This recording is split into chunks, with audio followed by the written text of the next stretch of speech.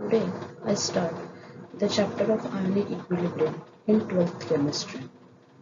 Now, see, this is similar to your previous standard chapter, that is chemical equilibrium.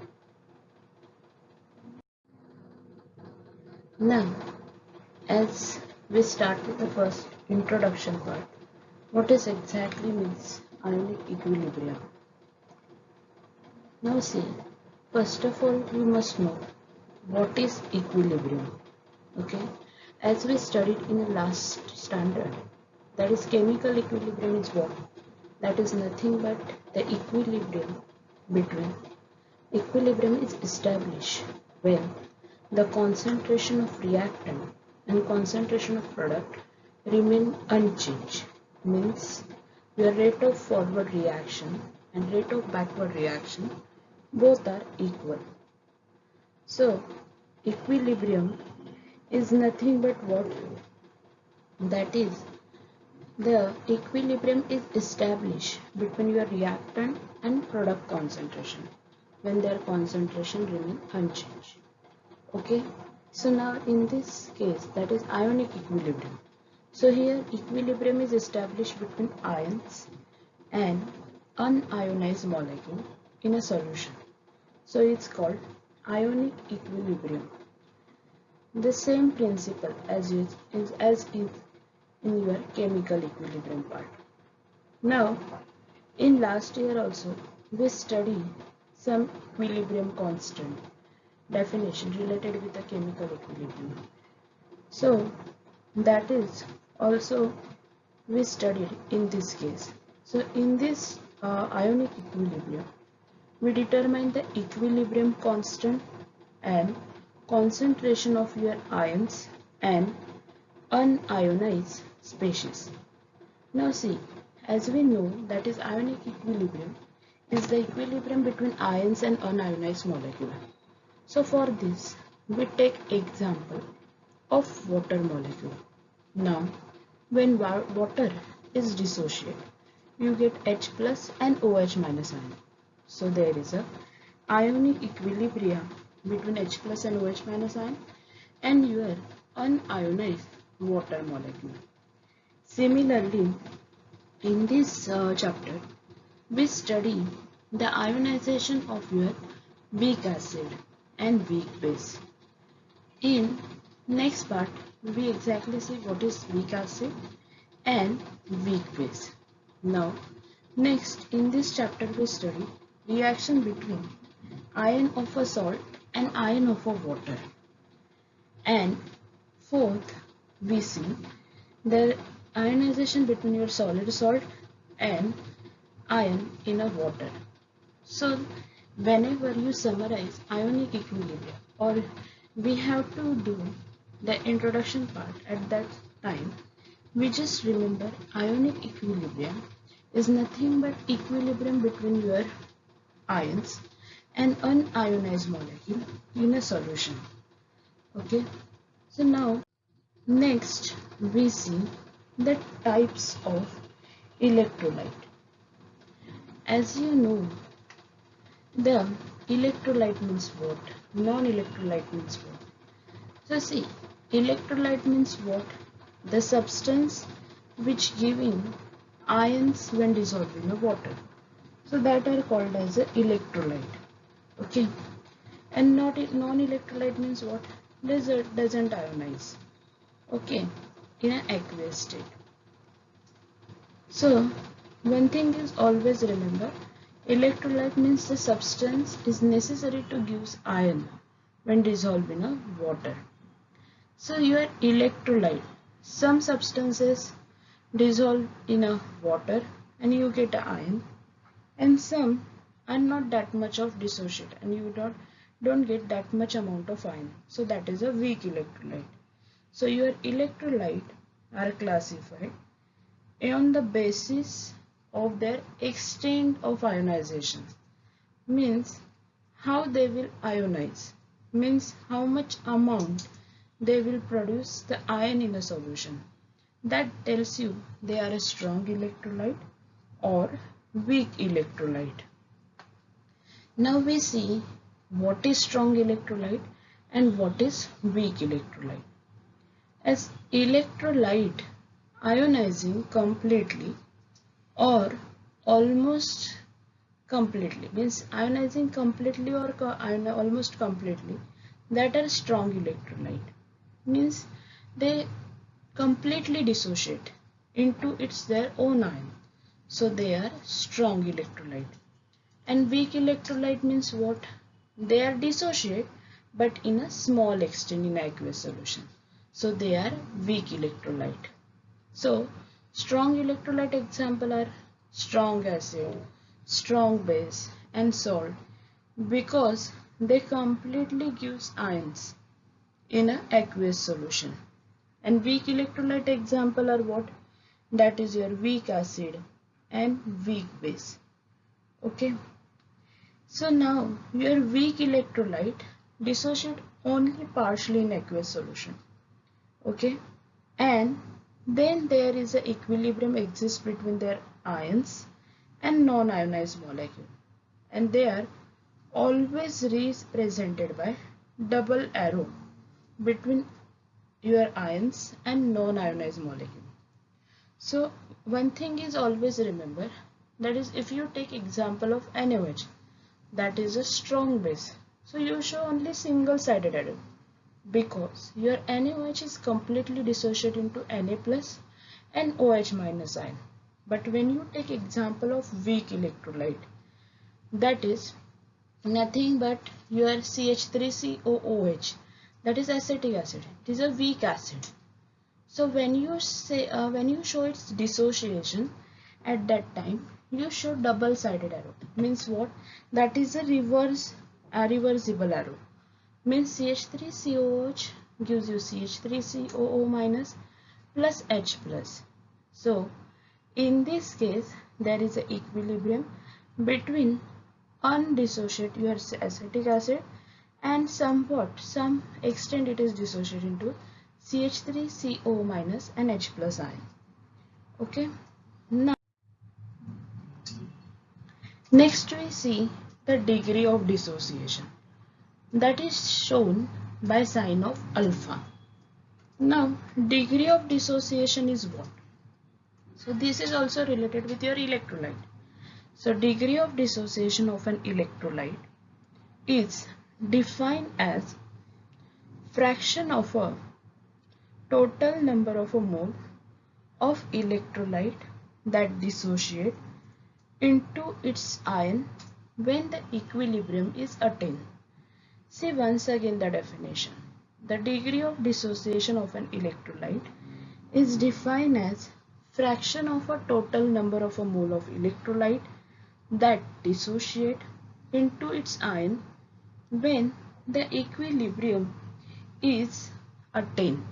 So see, when equilibrium is attained, so there is the concentration of your ionized and unionized ion concentration remain the same. So at that time you measure the degree of dissociation, and it is nothing but what?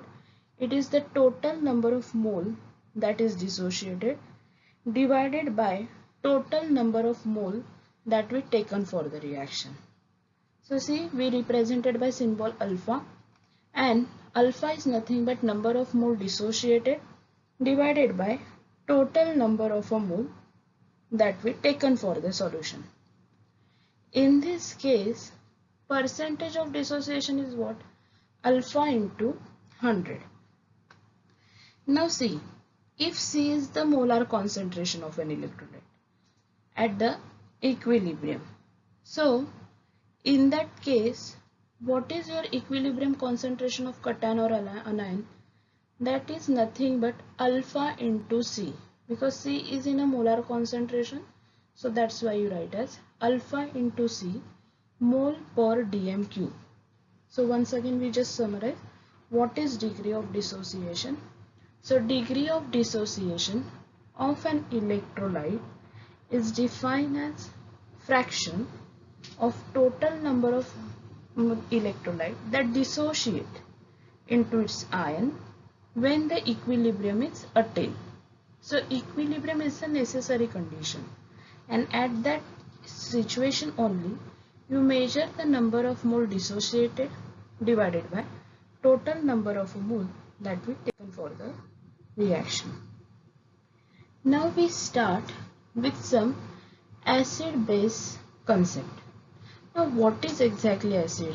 What is base? So there is a very clear idea, that is acid is nothing but what? When you take any substance, when it dissolve in a water, you get H plus ion or hydronium ion, then you said it is a acidic. Okay. And first of all, why we study acid and base only? Because see, as in our day-to-day life, or in household, or in our everyday life, we just go through some compounds. That is nothing but acetic acid, which is found in a vinegar, or citric acid, which is found in a lemon. Okay, magnesium hydroxide, which are taken in a antacid. Okay, or ammonia for household cleaning product, or tartaric acid, which is present in tamarind paste. So see, all these compounds are nothing but we have to classify them into acid or base. Then it's simpler for us to study its property. Okay. So now, as we know, that is acid is what? Acid is a compound when dissolved in a water. You get H plus ion or H3O plus, that is hydronium ion. Then you said it is an acid. So your best example is what?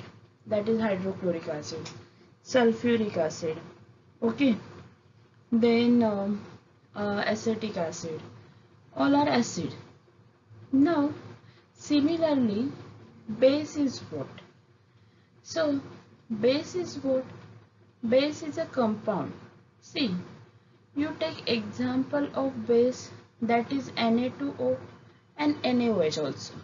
See, both are bases only. So now what is exactly base? So see, base is a compound which react with H plus ion of acid to gives you salt and water. Okay. So Na2O is a base.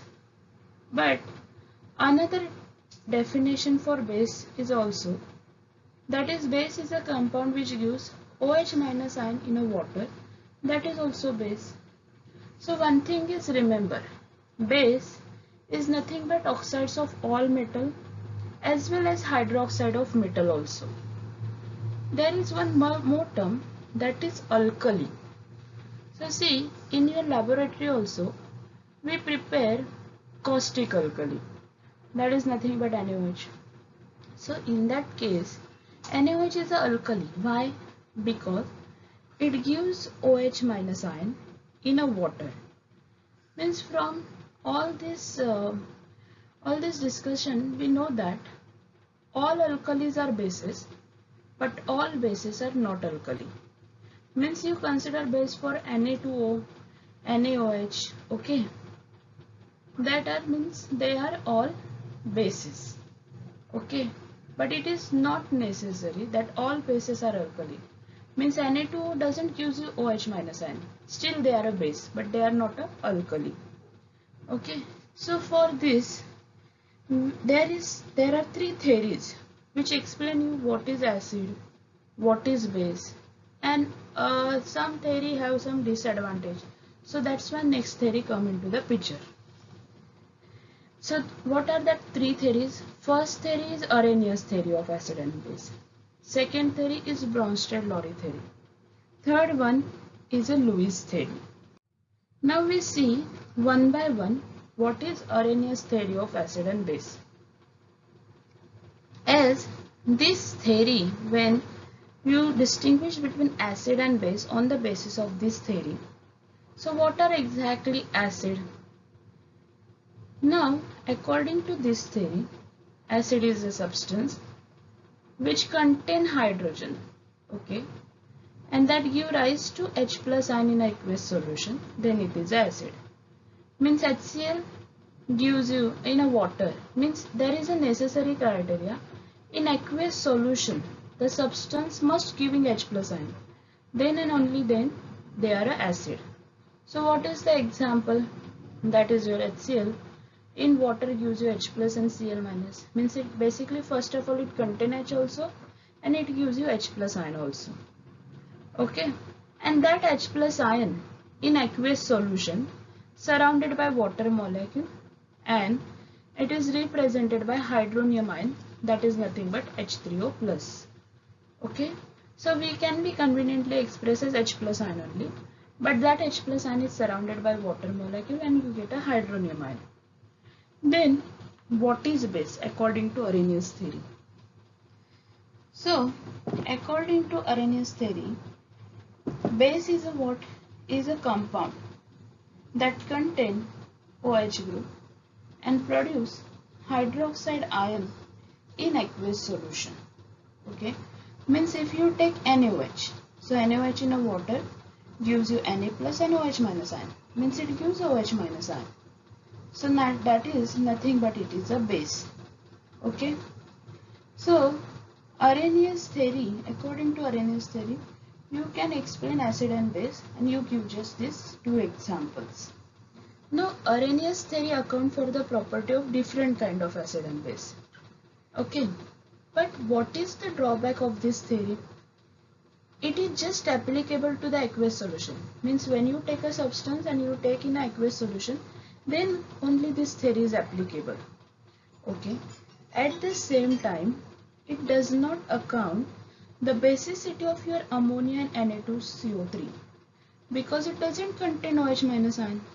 Because what is the criteria to explain the base? It must containing OH, and in aqueous solution it gives a OH minus ion. So for this reason, this theory doesn't explain you the basicity of ammonia and Na2CO3. At the same time, it just holds only for an aqueous solution. So this is the drawback of this theory. So to overcome this drawback, next theory comes, that is your Bronsted-Lowry theory. So according to this theory, what this theory tells you? This theory tells you the substance which donate proton to another substance, then it is a acid. Similarly, the substance which accept proton from another substance, then it is a base. Now we take one example, that is HCl plus ammonia gives you NH4 plus Cl minus. Now see, in this case HCl, so below HCl I just write acid 1. Okay, means what? On reactant side, your HCl donate H to the ammonia. So that's why on reactant side it acts as acid. Okay, and ammonia take that H plus, so it accept the proton. So that's why it is act as a base. So I write there base 2. Now on the product side, if you see, then new product is formed, that is NH4 plus Cl minus. So in this case, NH4 plus now act as an acid for the product, and base, that is nothing but your Cl minus. So in this case, if you see in the reaction, your HCl and NH4 plus are proton donor. Means HCl on the reactant side donate proton, and NH4 plus on the product side donate proton. So that's why they act as an acid. Similarly, ammonia and Cl minus, ammonia on the reactant side accept proton, and Cl minus on the product side accept proton. So that's why it is act as a base. Okay, so now then the theory is explain you what is conjugated acid base pair. So now see, the base produced by accepting proton from an acid is a conjugated base of that acid. See, now what is that meaning? The base produced by accepting the proton from acid is the conjugated base of that acid.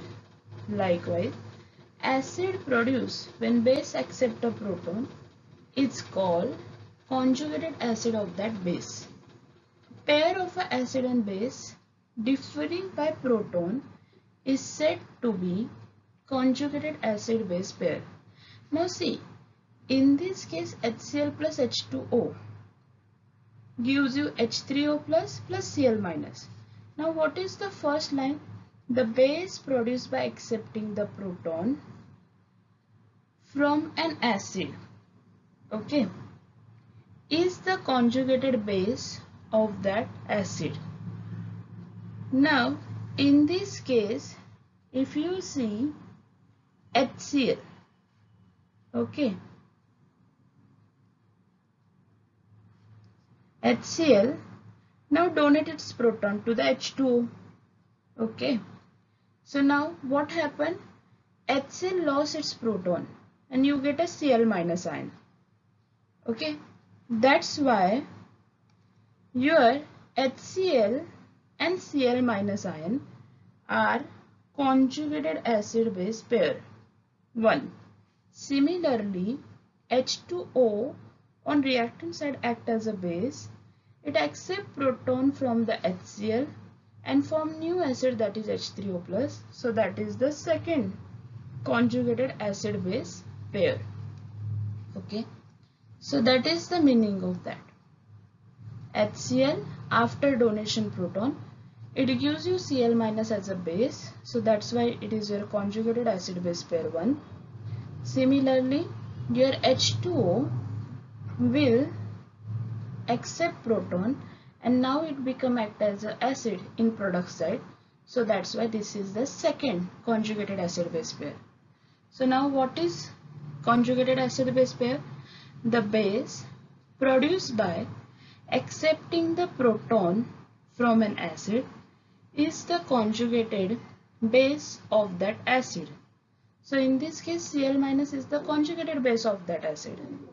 Likewise, acid produced when base accept the proton is called conjugated acid of that base. So in this case H3O plus is the conjugated acid of H2O. So this is the conjugated acid base pair concept. Now third theory, that is Lewis theory. So see, this theory was more generalized acid base concept and was put forward by G.N. Lewis in 1923. Means this theory now we accepted as actual to define the acid and base concept. Now what is acid and what is base? So they explain on the basis of electron pairs. Now see, acid means what? Any species that accept a share in an electron pair is called Lewis acid. Okay. Similarly, base means what? Any species that donate a share in an electron pair is called Lewis base. Now see, in this example,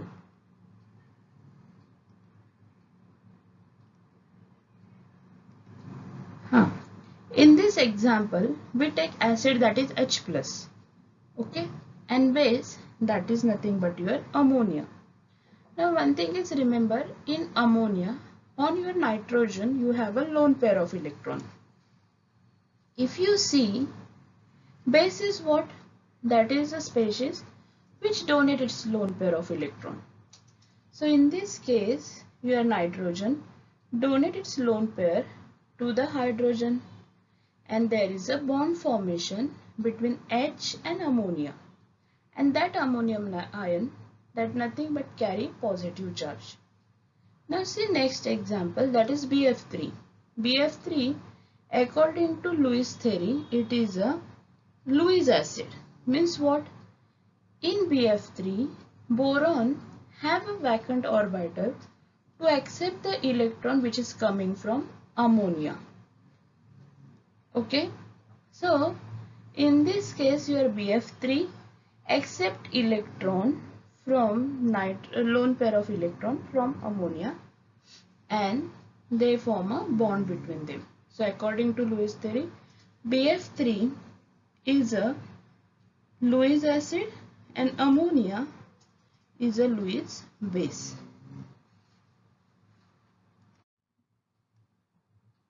Now we see amphoteric nature of a water. Now first of all, you know what is amphoteric. Amphoteric means what? See, your water can behave as an acid as well as base depending upon the incoming substances. So water has the ability to act as an acid as well as a base. Such a behavior is known as a amphoteric nature of a water. Now how will you explain that water is amphoteric only? Now see, in water if you add ammonia, now incoming group is ammonia which act as a base. So now your water act as a acid.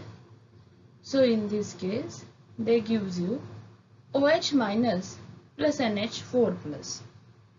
Okay. Similarly, water in HCl means you take a HCl in water. So now your HCl is acid. So water now behave as a base. So it will gives you H3O plus plus Cl minus. Means when you add base in a water, so at that time your water behave as acid. Similarly, when you add acid in a water, so at that time your water behave as a base. So in this case, water act as an acid toward ammonia and base toward HC. Therefore, H2O is an amphoteric. So in exam, they ask you why water is an amphoteric in nature. So you have to explain that water has the ability to act as an acid as well as a base. So such a behavior is known as a amphoteric nature of a water, and on the basis of that you have to give this example. Means in which case your water act as an acid and in which case it act as a base. Now next is ionization of acid and base. See, as your acid and base are classified on the basis of their ability to extent of dissociation. Means if I have to classify acid, so I have to classify them on the basis of their extent of dissociation. So now my acid is of two types, that is strong acid and weak acid. Now see, strong acid means what? So the acid which completely dissociated and you get a high concentration of H plus ion. So in that case you said it is a strong acid. And weak acid means what? Which gives you a less concentration of H plus ion, or which may be partially or incompletely dissociated. Means depending upon their dissociation you can classify it as your acid as a strong acid or weak acid. Similarly, for base also you can classify base on the basis of their extent of dissociation. Means your base can be strong base or weak base depending upon how much amount or how much concentration of OH minus they produce in the solution. Okay, so we see first of all strong acid and strong base. Means what? See, both the term that is strong, they are acid and base, their differentiation, but both are strong means what? They completely dissociate in the water. So for this, what are the example? that we take HCl. So HCl, after completely dissociation, you get a high concentration of H plus ion. So that is H plus and Cl minus ion. Similarly, NaOH. NaOH gives you Na plus and OH minus ion. So that's why it is a strong base. And base because it producing OH minus ion. So similarly, another example for strong acid is nothing but HNO3, H2SO4, HBr, HI are the example of strong acid. And for NaOH, other example other than NaOH, that is KOH, are the strong bases. Now as we know, weak acid or weak base is what? That is partially dissociated in a water. Means that containing undissociate molecule along with a small number of ion. Means that containing less concentration of H plus ion. And always you remember, you have to distinguish between strong and weak. So on the basis of your arrow also, when it is single-sided arrow, means it is completely dissociated. When it is a double-sided arrow, means it is a equilibrium between your unionized and ionized molecule. So for weak acid, what is our example? That is acetic acid. So acetic acid gives you CH3COO minus plus H plus. Okay. Similarly for weak base, what is your example? NH4OH. So gives you NH4 plus and OH minus ion. Another example of weak acid, that may be your formic acid, HF, H2S are example of weak acid. And mostly your organic acid are weak acids which containing carbon atom. And for weak bases, another example are FeOH thrice, COOH twice are the example of weak base. Means as you summarize this point, what is ionization of acid and base? So your acid and base are classified on basis of strong and weak. Strong means they completely dissociate. Weak means they are partially or incompletely dissociate. Means there is a equilibrium between your unionized and ionized molecule. Okay, and then you have to know the example. What is the example for strong acid? That is HCl, HNO3, H2SO4, then HBr, HI. What is the example for strong base? NaOH, KOH. And then for what is the example for weak acid? Acetic acid, formic acid, HF, H2S. Okay. And what is the example for weak base? That is nothing but your FeOH thrice, COOH twice, then NH4OH. These are the example for your weak base. Okay. Now we start with the next part, that is dissociation constant of a weak acid and weak base. Now as we know, in last year also we studied the chemical equilibrium. In that we study the equilibrium constant. Okay. So similarly in this chapter we have to study the dissociation constant of a weak acid and weak base. Now as you know, for weak acid and weak base we generally represented by double-sided arrow. So the dissociation of a weak acid in a water. So Ha gives you H plus and A minus ion. So now in this case your equilibrium constant is nothing but, we called it as acid dissociation constant and we are represented by Ka. So equilibrium constant or law of mass action is nothing but what? It is the product of your product. So now in this case K is equal to H plus into A minus ion concentration divided by Ha. Means here is your equilibrium is between your unionized Ha molecule and between its H plus and A minus ion. Okay. So dissociation constant of a weak acid, it is defined as equilibrium constant for dissociation equilibrium of a weak acid. So this is for weak acid. Now what is for a weak base? So see, BOH in aqueous solution gives you, reversibly gives you B plus and OH minus ion.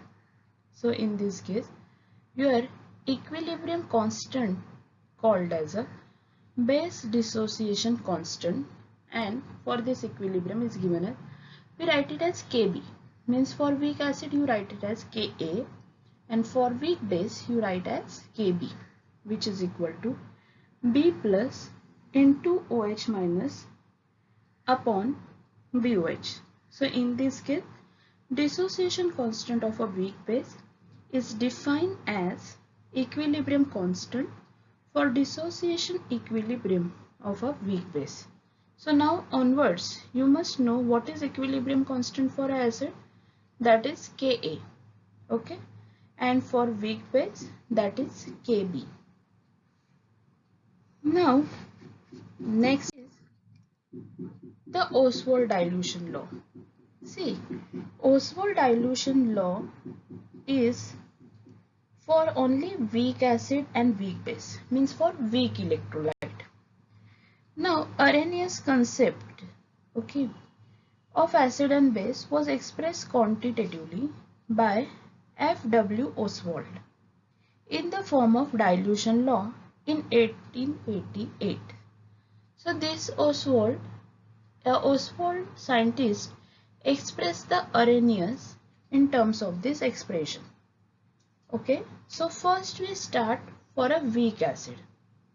So now as we know, weak acid we taken as HA, okay, and when you take in an aqueous solution, it is weak electrolyte, so that's why it partially dissociates into H plus and A minus ion. Okay, so your HA gives you H plus plus A minus. So now in this case, what is your equilibrium dissociation constant for this? So Ka is equal to H plus into A minus upon HA. Now we have to write, this is our equation 1. Now see, as we take HA initially, so we take 1 mole of HA, okay, and in a volume of VDM cube of a solution. Now we take HA acid, which is 1 mole, in VDM cube of a solution. So at equilibrium what happens? The fraction of HA will be dissociate, that is nothing but alpha. Here alpha is nothing but your degree of dissociation of acid. Now the fraction of acid that remain undissociate, so we taken as 1 minus alpha. Now in this case, HA gives you H plus plus A minus. So what is the amount present at equilibrium per mole? So that is 1 minus alpha, which remain undissociated, and alpha H plus that is formed, and A minus is also formed in alpha amount. Okay. Then concentration of at equilibrium per mole DMQ means what? In this case, you are taken in VDM cube of a solution. That's why you write it as 1 minus alpha upon V, and for alpha you write it as alpha upon V, and for A minus also you write it as alpha upon V. Means in this case your constant of HA at equilibrium will be 1 minus alpha upon V mole per dm cube, and for cation, that is H plus, and anion A minus, it will be alpha upon V mole per dm cube. Now what you have to do? You have to substitute all this value in your equation 1. Okay. So now your Ka become alpha upon V into alpha upon V upon 1 minus alpha upon V. So in this case your answer will be alpha square upon 1 minus alpha into V. This is your equation 2. Now C is what? Is your initial concentration of acid in mole per dm cube, and V is the volume in dm cube per mole. So what is your C? That is nothing but 1 upon V. So replacing 1 upon V in equation 2 by C. So what we get now? So Ka is equal to alpha square C upon 1 minus alpha. This is your third equation.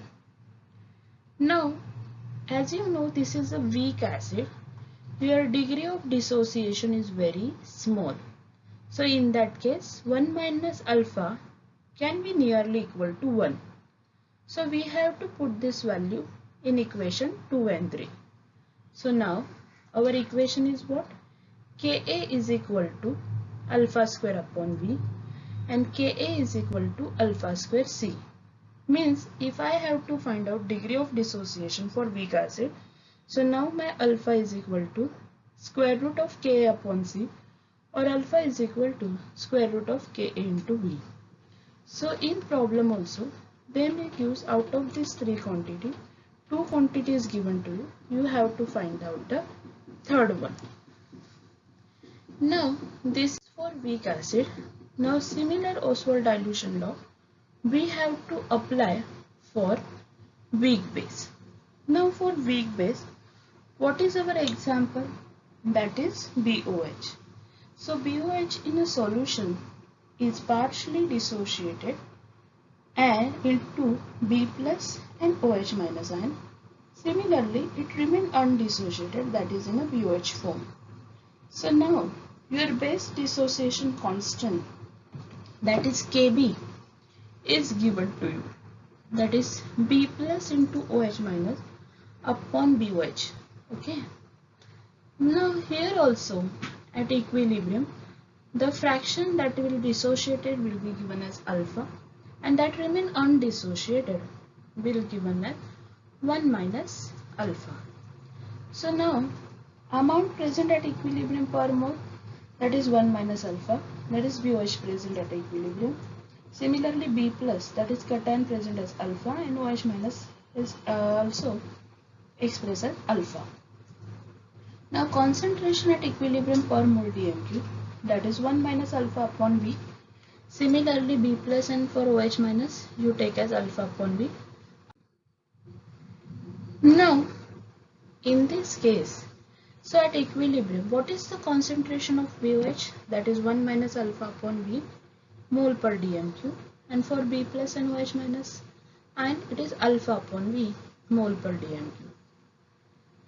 So you have to put this value in your equation 6 and you get Kb is equal to alpha square upon 1 minus alpha into V.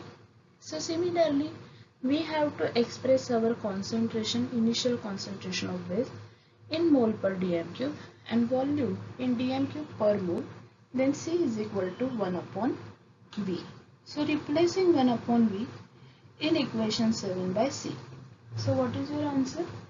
Kb is equal to alpha square C upon 1 minus alpha. So for weak base, that is BOH, this is a weak base once again. So your alpha is very small. So 1 minus alpha you can replace with 1 only. So you have to substitute. In place of 1 minus alpha, you have to substitute value 1. So now your equation 7 and 8 become reduced to Kb is equal to alpha square upon V and Kb is equal to alpha square C. So here also your alpha is equal to square root of Kb by C, or alpha is equal to square root of Kb into V. So in problem, if they given you the two quantity out of 3, so you can find out the third one. So this, if you compare the dissociation constant for weak acid and weak base, so what is your observation? Your alpha is equal to square root of, if they ask you for acid, you have to write Ka upon C. If they ask you for base, you have to write Kb upon C. Okay. Similarly, if they ask you in terms of volume, so alpha for weak acid, so alpha is equal to square root of Ka into V, and for base, that is alpha is equal to Kb into V. In this way, we complete the Oswald dilution law for weak acid and weak base. Now, we have to see what is autoionization of water. Now, autoionization water is basically when we take pure water for our study. So one thing is always remember, pure water ionized to very small extent. Okay, means if you take a pure water, that is doesn't completely dissociate into H plus ion and OH minus ion. So at that time, the ionization equilibrium of water is represented as H2O liquid plus H2O liquid gives you H3O plus OH minus ion. Now, in this case, the equilibrium constant for the ionization of water is given by, so K is equal to H3O plus into OH minus upon H2O plus H2O raised to 2. Okay. So in this case, your majority of H2O molecule are undissociated. So that's why the concentration of water can be taken as a constant for that. So that's why here KH2O square is equal to H3O plus into OH minus ion. Now your KH2O square, we substitute in place of that is H2O square, in place of that we write K dash. So K into K dash, which is equal to H3O plus into OH minus ion.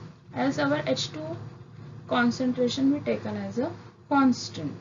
Okay. So now K into K dash. Now we write in place of that Kw. So Kw is what?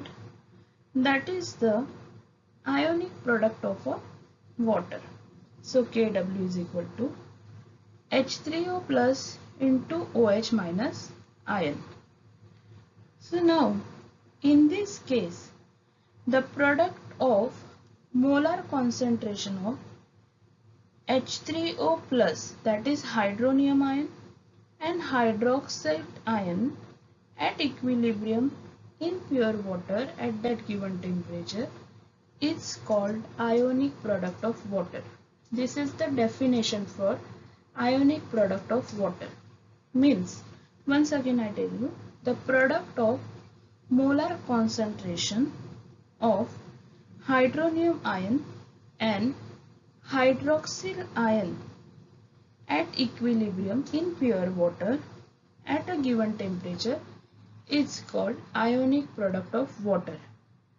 Now see, in pure water H3O plus ion concentration always equal to concentration of OH minus ion, means both having same concentration. So what is their observation? At 298 Kelvin, the concentration is found to be 1.0 into 10 raised to minus 7 mole per liter. So this is the concentration for H plus ion, that is your H3O plus ion also, and for OH minus also. So Kw is equal to what? 1.0 into 10 raised to minus 7 into 1.10 raised to minus 7. Therefore, which is equal to Kw is equal to 1.0 into 10 raised to minus 14. So now this 10 raised to 14 have some meaning.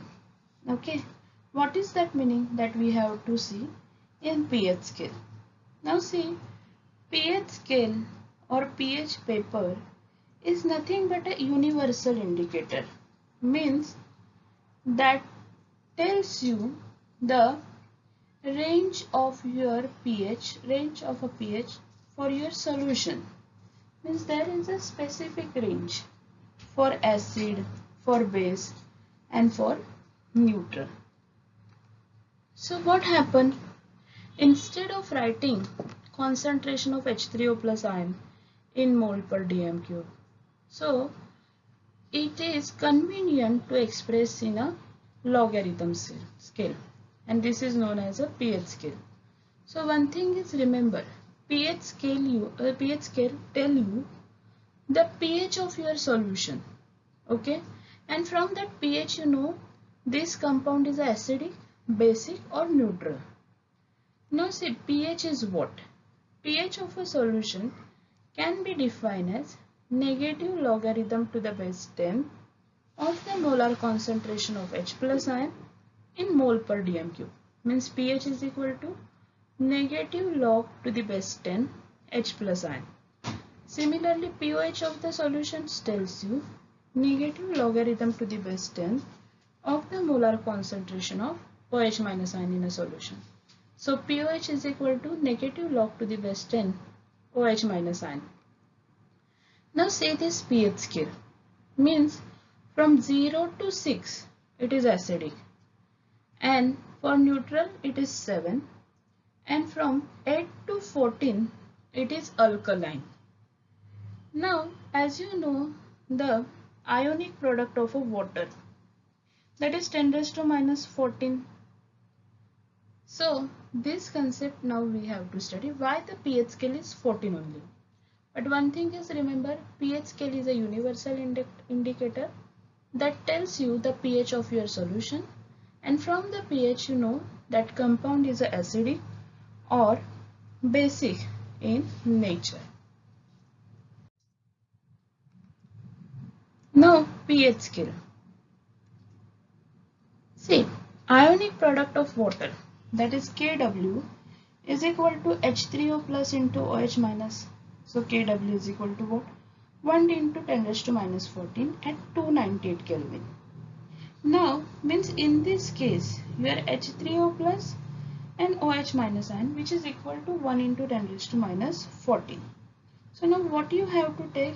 You have to take logarithm on both the side. So now log to the base 10 H3O plus log to the base 10 OH minus, which is equal to minus 14. So now what you have to do? You have to multiply this term with a minus 1. So now minus log to the base 10 H3O plus minus log to the base 10 OH minus ion, which is equal to 14. Now you know minus log to the base 10 H3O plus, that is nothing but pH, and minus log to the base 10 OH minus ion, that is nothing but pOH. So now your pH plus pOH, which is equal to 14, means your pH scale is from 0 to 14, and that's why your pH scale is from 0 to 14 due to this ionic product of a water. Means if your pH of a solution is 2, means it is acidic in nature. If your pH of a solution is 9, then it is basic in nature.